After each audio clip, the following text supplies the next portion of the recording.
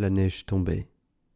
Aux lumières des lampes, des herbes de glace poussaient derrière les vitres bleuâtres, et le givre, pareil à du sucre fondu, scintillait dans les culs de bouteilles des carreaux tiquetés d'or. Un silence profond enveloppait la maisonnette, engourdie dans les ténèbres. Des esseintes rêvassaient. Le brasier chargé de bûches emplissait d'effluves brûlant la pièce. Il entr'ouvrit la fenêtre. Ainsi qu'une haute tenture de contre-hermine, le ciel se levait devant lui, noir et moucheté de blanc. Un vent glacial courut, accéléra le vol éperdu de la neige, intervertit l'ordre des couleurs. La tenture héraldique du ciel se retourna, devint une véritable hermine blanche, mouchetée de noir, à son tour, par les points de nuit dispersés entre les flocons. Il referma la croisée. Ce brusque passage sans transition de la chaleur torride au frimas du plein hiver l'avait saisi. Il se recroquevilla près du feu et l'idée lui vint d'avaler un spiritueux qu'il réchauffa. Il s'enfuit dans la salle à manger où, pratiquée dans l'une des cloisons, une armoire contenait une série de petites tonnes, rangées côte à côte, sur de minuscules chantiers de bois de santal, percés de robinets d'argent au bas du ventre.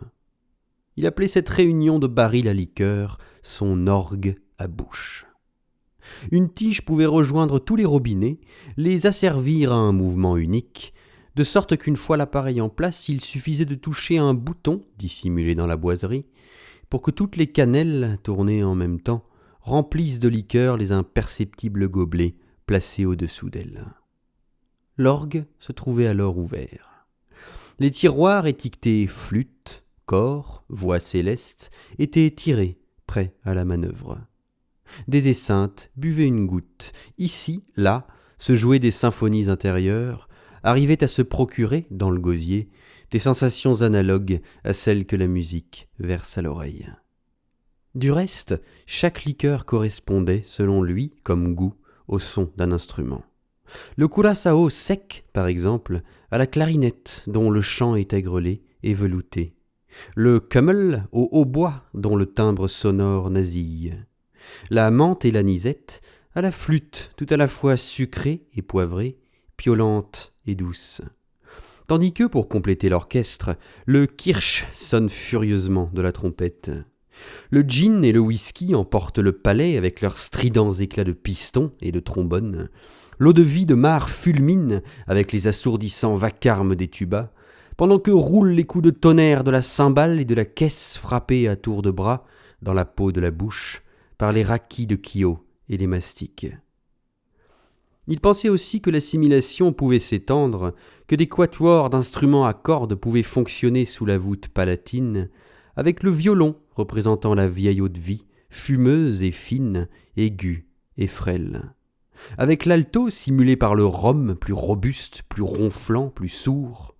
Avec le vespetro déchirant et prolongé, mélancolique et caressant comme un violoncelle. Avec la contrebasse, corsée, solide et noire, comme un pur et vieux bitter. On pouvait même, si l'on voulait former un quintet, adjoindre un cinquième instrument, la harpe, qu'imitait par une vraisemblable analogie la saveur vibrante, la note argentine, détachée et grêle du cumin sec. La similitude se prolongeait encore. Des relations de ton existaient dans la musique des liqueurs. Ainsi, pour ne citer qu'une note, la bénédictine figure, pour ainsi dire, le ton mineur de ce ton majeur des alcools que les partitions commerciales désignent sous le signe de chartreuse verte.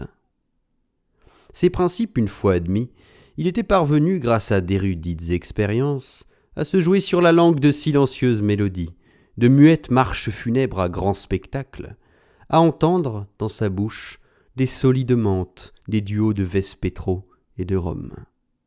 Il arrivait même à transférer dans sa mâchoire de véritables morceaux de musique, suivant le compositeur pas à pas, rendant sa pensée, ses effets, ses nuances, par des unions ou des contrastes voisins de liqueurs, par d'approximatifs et savants mélanges.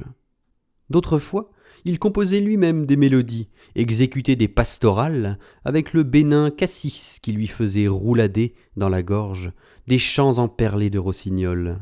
avec le tendre cacao chouva qui fredonnait de sirupeuses bergerades, telles que les romances d'Estelle et les ah, vous dirais-je, maman, du temps jadis.